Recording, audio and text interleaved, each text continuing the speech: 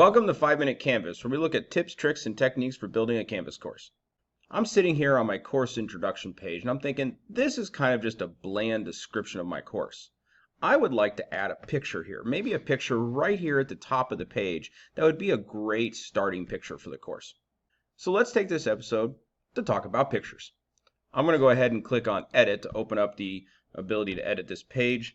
And then I'm going to go to the very beginning and I'm going to hit enter just to create an extra line of space here. Now there's two ways that I can add pictures. One of them is through the dynamic menu off here to the right where it says images.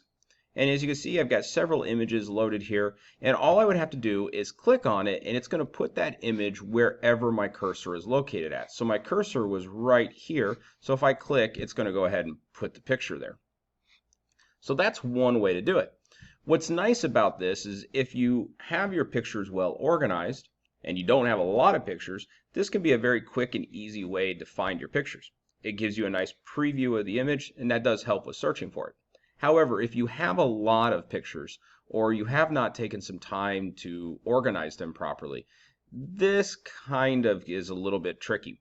Even if they're in separate folders, it just makes one big list. So you really need to make sure your naming structure is good if you want to make it quick to find. So if you've got a lot of pictures, the faster way to do this is actually to go up here into our editing bar and select Embed Image. And this pulls up a menu where I can pick an image to put in there.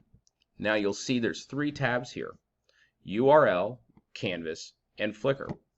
Flickr is an image service that's out there where people can post pictures and store them there and show the pictures online to whoever they want. And if you know there's a picture that's on Flickr, you can actually search here and find it. URL, I can take any web address for any picture out there, and as long as it can be seen, I'm going to go ahead and put it here. Now if that image ever disappears, this will break the image on the class, but as long as that image is out there, I can pull it up from this. I want to use pictures that I've loaded into Canvas, so I'm going to click on my Canvas tab, and as you can see, I've got course files and my files. In another video, we talked about how Canvas's system has files that are site-wide that every course can use. That would be my files here. Since I have pictures that I've loaded just for this course, I'm going to click on Course Files. Hey, and there's those folders I set up. And we see I've got a media folder, and I'm going to go here and, oh look, there's the pictures that I want. So I'm going to go ahead and click on this picture. That's the one I'm going to use here. And let's take a look at a couple of options.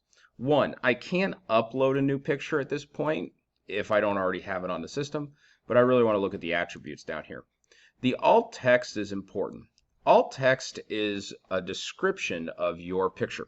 It can be helpful to put a description of your picture just because if you're using a screenreader, which is a tool to help those who are visually impaired, it speaks the words that are on the page. A screenreader will pick up the alt text and actually describe the picture. So this is a picture of the Milky Way taken at Merritt Reservoir in northern Nebraska.